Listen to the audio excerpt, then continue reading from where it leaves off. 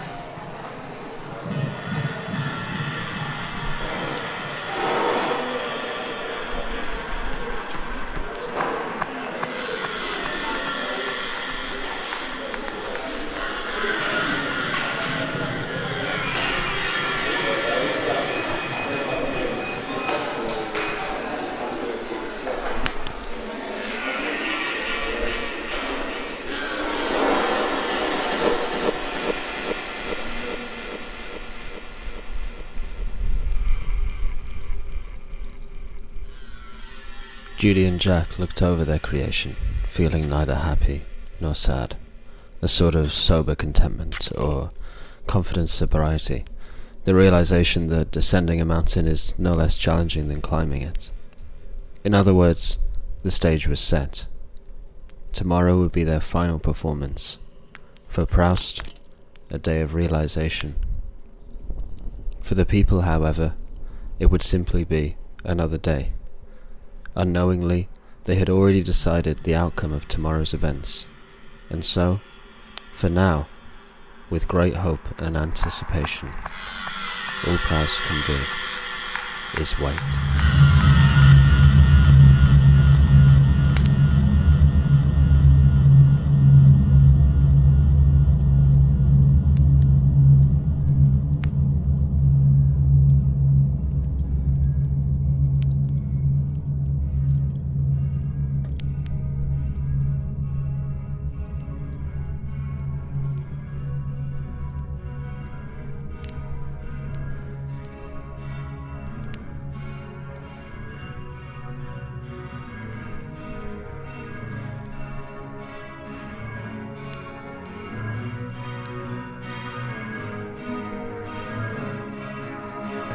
Shut up. They came in late. They took cheap talk on good credit and laid their foundations on soft P receipts. Questioning their surroundings for a moment, they were unperplexed, and the walls were phlegmatic. Discourse, a torso of clay and honey, a garrison of ideas. The mirror hung from poplar via dog leash. It was not so much the image that caught them, but their reflection in it. It was a try to get a cab to get back home. It was a White Hart day for Judie and Jack.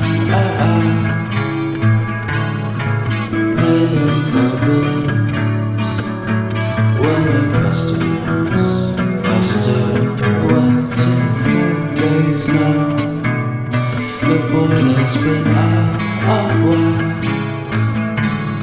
The dealers will pay, but we will never succumb to the proceeds.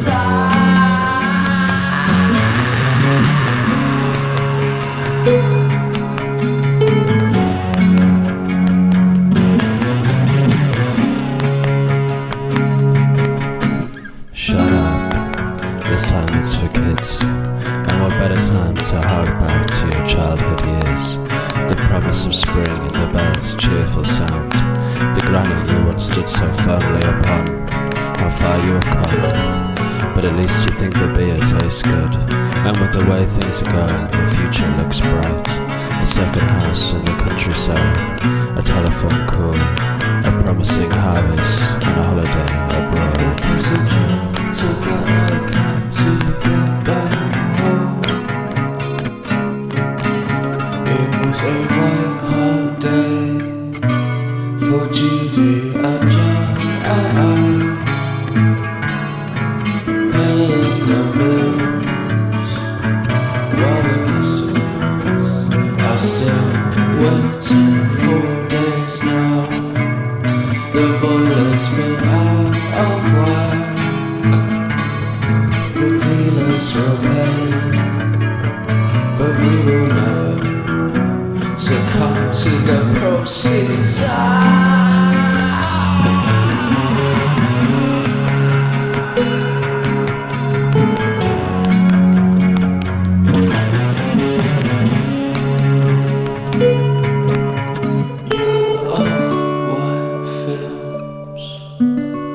They give me a heart attack. It's getting harder to act. Now I'm old and aging with impatience.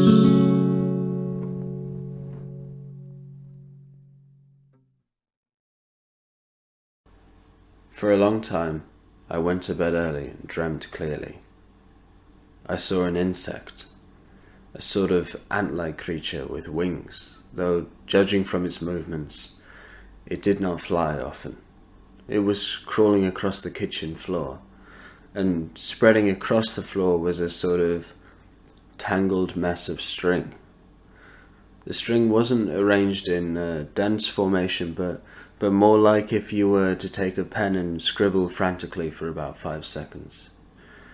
Whenever the insect was on the floor, it moved with a sort of fearful haste, as though it was desperately searching for something. It would meander about like this until it reached a piece of string. Then, all of a sudden, its movements would become far more complacent. It would crawl onto the string and diligently follow the aimless path laid out before it. And as it was doing this, it would pause now and then to clean itself, or at least I assume it was cleaning itself. These pauses over time became more and more frequent and more elaborate. The gestures with which it would reach round to clean its arms, legs, and wings would become more and more dramatic until eventually, in a sort of bodily spasm, it would lose its footing on the string and fall back onto the kitchen floor. Then, as though none of this had happened, it would once more begin its desperate, sporadic search. I watched it repeat this process for about 10-20 minutes before realizing that without intervention it would carry on indefinitely. And my interest suddenly transformed into sympathy, and I sought to free the insect from this eternal prison. I brushed it gently with my index finger, flipping it onto its back, then, placing my finger just above it, its flailing legs would take hold, and I could carry it unharmed to the window. As I was sending it on its way, I noticed that outside there was a mass of people, all moving in the same direction. Curious to see what it was that had brought all these people together, I left the house and joined the crowd. Then suddenly I realized it was the day of the exhibition. Judie and Jack, the twins I had nurtured and raised for 7 years, would finally have their moment in the limelight. I eagerly followed the crowd, chatting with strangers and discussing the prospects of the coming show until finally we arrived at the gallery. The crowd, quite suddenly, fell silent. There was an intake of breath that I feel to this day has not yet been exhaled. Where once the gallery so proudly stood was now just the skeletal remains covered in a snow-like veil of ash. There was a reflective moment of silence whilst the people assembled their opinions. There were exclamations of displeasure from those who found the loss of the building upsetting. Some chose to vocalize their confusion, whilst others, after a satisfied chuckle, proclaimed the work to be an act of genius. I, however, still remained curious, and after much of the crowd dispersed, a small percentage decided to explore the wreckage. Naturally, I joined them. Much of what we saw was, as you'd expect, the burnt-out remains of an art gallery, though there were a couple of surprises. An enormous church bell, its charred metal burrowing its way into the gallery's foundations. A melted mirror, its reflections warped unrecognizably. There were deer moving through the wreckage, stags with fantastic antlers and booming mating calls. Then, ahead of us we saw 2 figures. I quickly recognized them. On the left stood Judie, and on the right Jack. They were completely motionless, each with a clenched fist held over their heart. Then, seeing that they had caught our attention, they revealed that within each hand was a single apple seed. They bent down and dug a small hole, only an inch or so deep in the earth. The apple seeds were then carefully dropped into each hole and covered with a fine dusting of ash. Their work done, Judie and Jack then laid themselves upon their respective burial sites and brought their knees up into the fetal position in a way such that each was the perfect mirror of the other. And then, as my heart sank, they died peacefully before me. When I awoke, I saw a tree. I could not make out the species of the tree, but I couldn't help but feel that it was somehow inextricably linked to the events I had just dreamt of, as though it had been placed here by one of the characters in my dream. Of course, this is an absurd notion, but assuming this was the case, that the origins of this tree were in consequence of what had just occurred in my dream, then there was one thing that didn't add up. In the dream, there were 2 seeds, one from Judie and one from Jack, but now there was only one tree. It seemed to me that of the 2 seeds that were planted, only one took hold. Now, I guess the question is that whose seed was it that bore the tree that we see before us today?